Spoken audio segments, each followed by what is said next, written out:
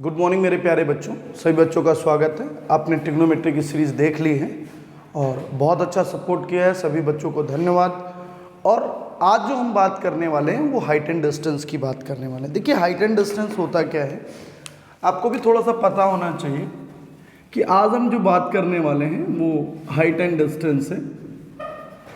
Height and distance में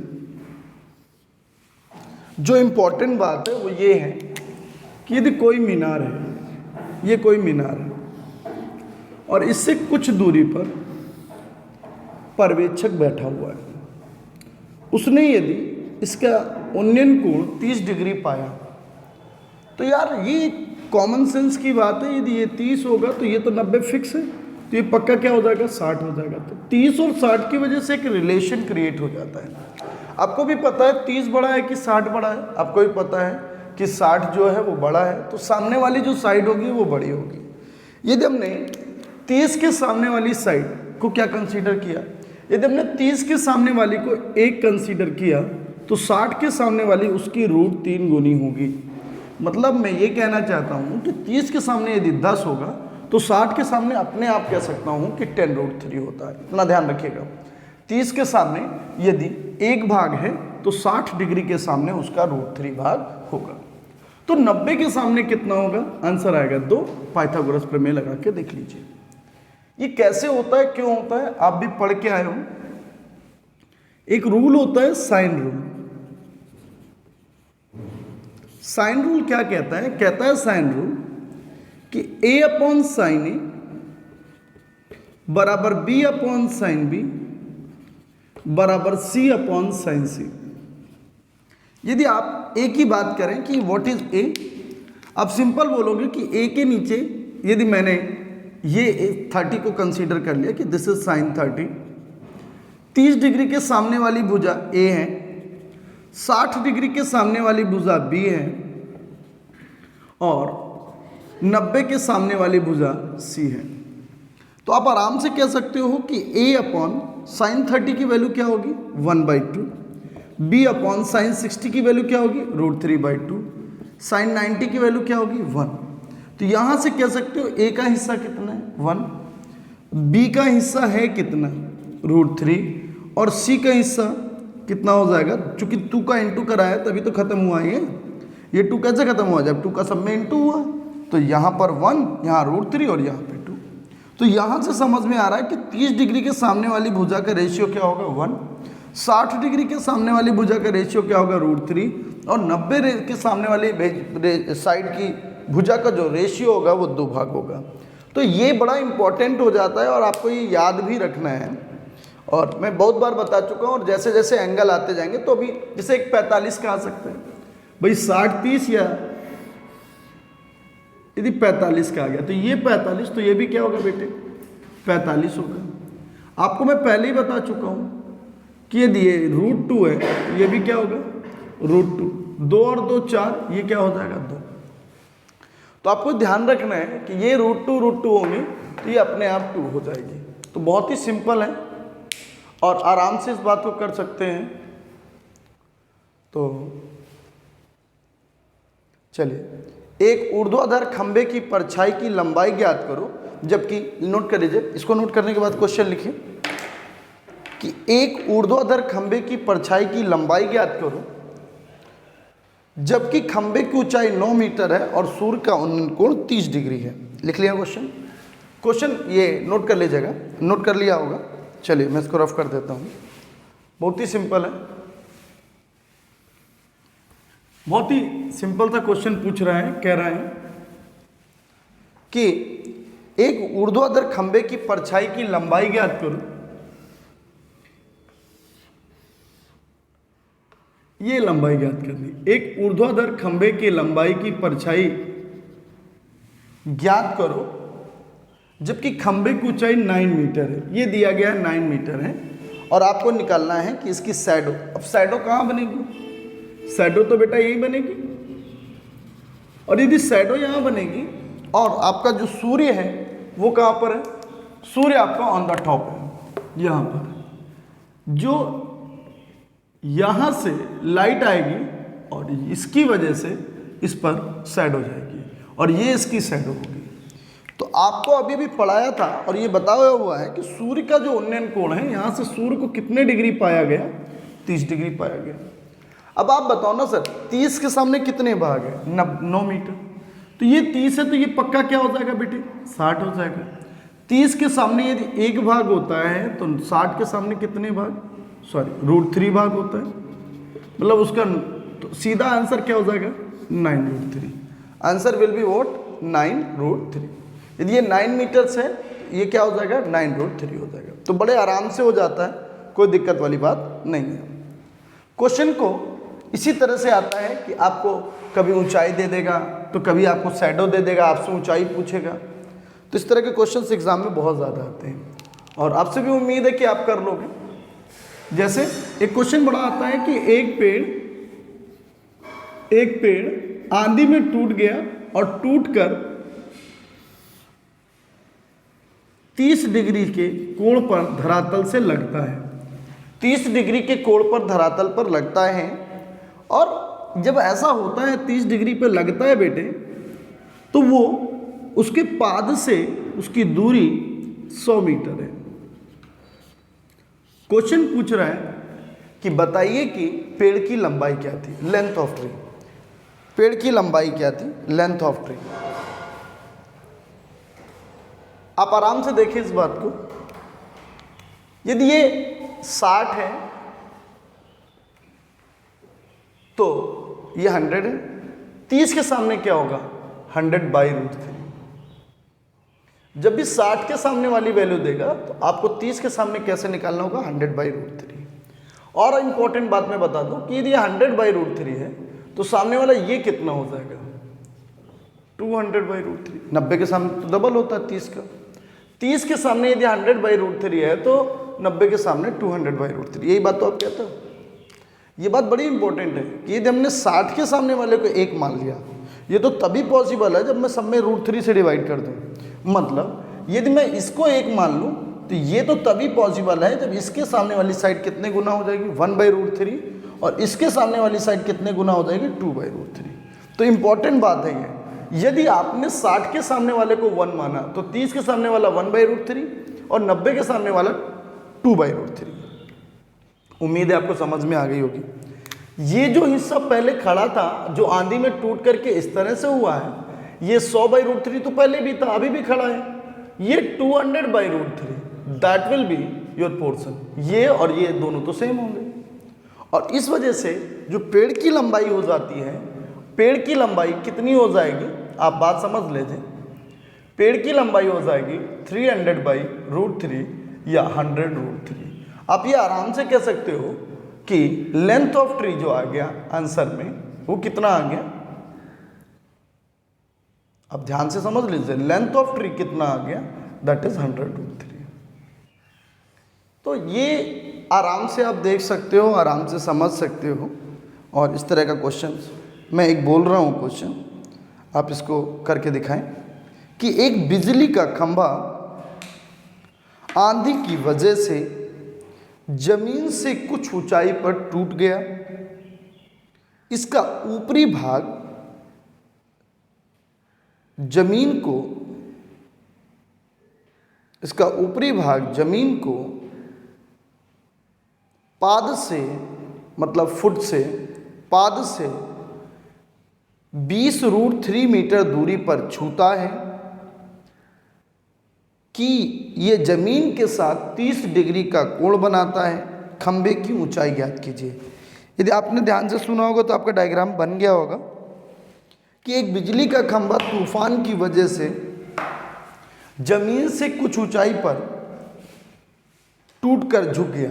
बड़ा simple सा क्वेश्चन है, बड़ी सोच अच्छी होनी चाहिए, और यदि सोच अच्छी है और इसका इम्प्लीमेंटेशन आप कर लेते हैं तो बड़ा आसानी से, मैं रफ कर देता हूँ इसको, आपने नोट कर लिया होगा। वीडियो को देखिए, नोट करने का सबसे अच्छा तरीका, वीडियो को पॉज करिए, जो भी लिखा हुआ है वो पूरा नोट करिए, और थोड़ा बड़ा बड़ा लिखने की कोशिश करूँगा। शायद लगता है मुझे कुछ बड़ा और होना चाहिए ताकि दिखाई दे। मैं कोशिश पूरी करूँगा, मेरे को आदत शायद इसी की पड़ी हुई है 15 सालों से, और मैं फिर भी बहुत अच्छी कोशिश करूँगा कि आपको दिखाई दे।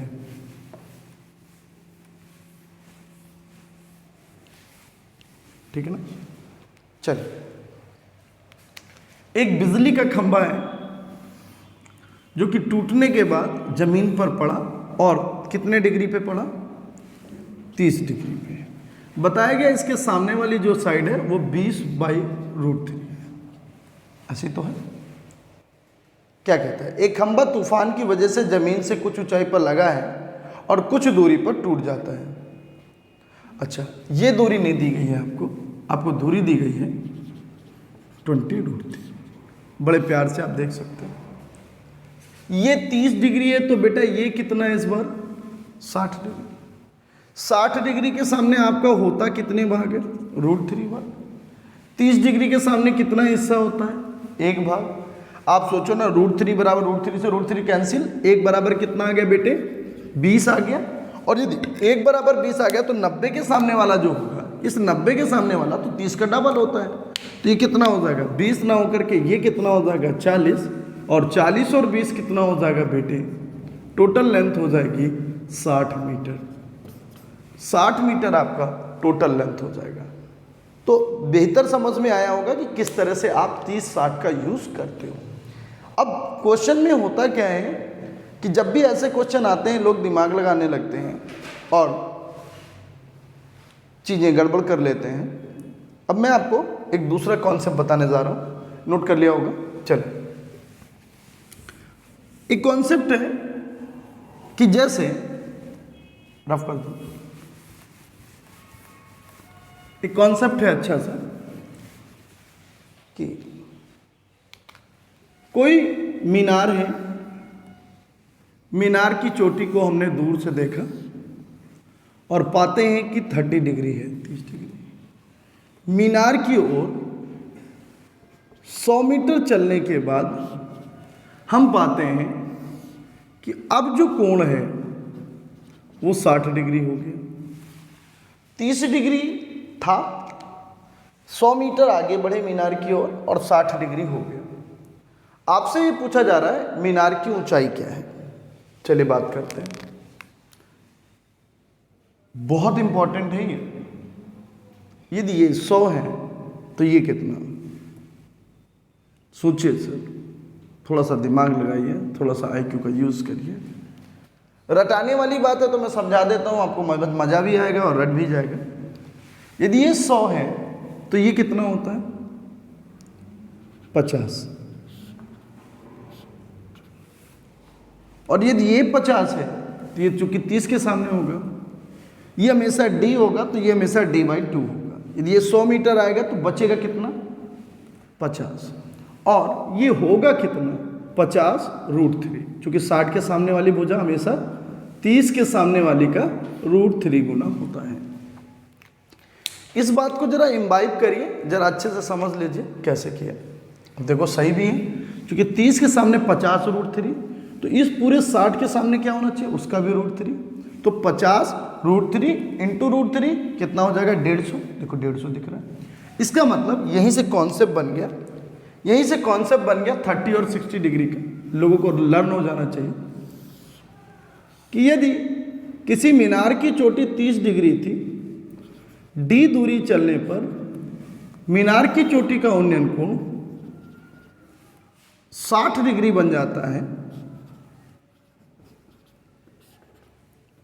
तो जो दूरी बचेगी वो D/2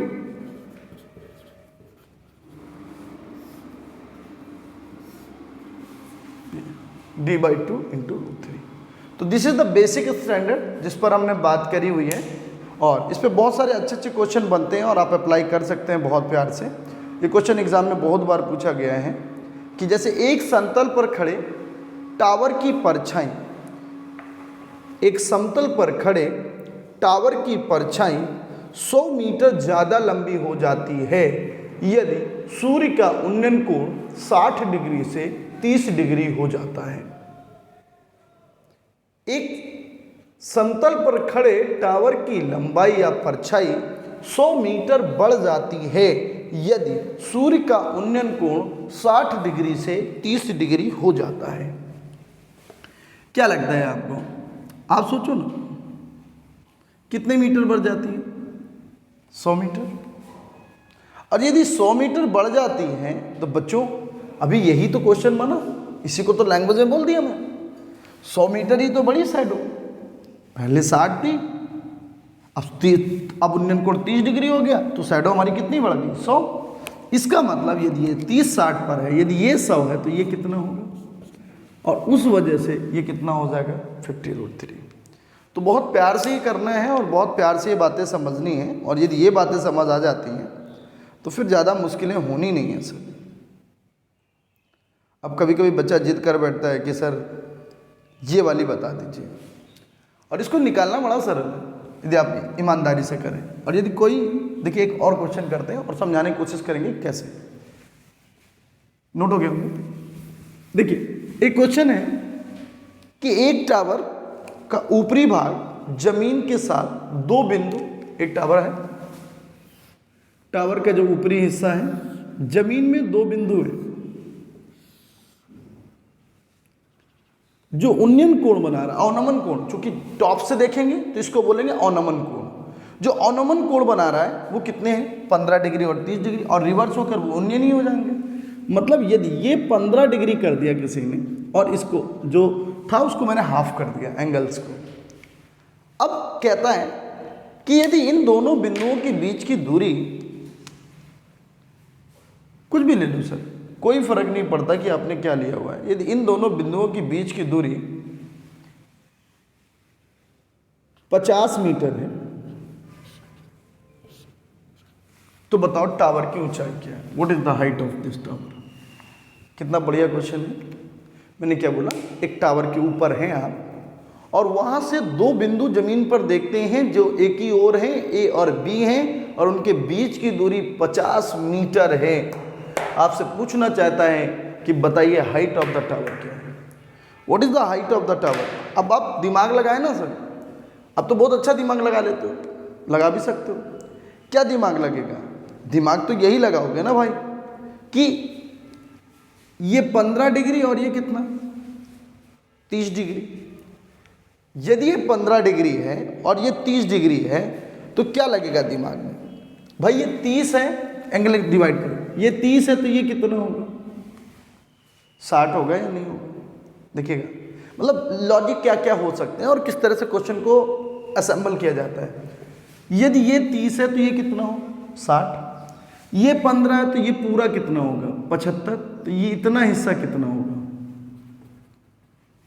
ये 75, ये बचा वाला हिस्सा 15। यदि ये 50 है तो ये भी क्या होगा 50। बोलो क्लियर हुआ भाई। 2 कोण समान तो उनकी सामने सामने की भुजा भी समान। खुद सोच के बताओ, अभी मैंने पढ़ाया था 30 के सामने जो होगा 90 के सामने उसका डबल होगा।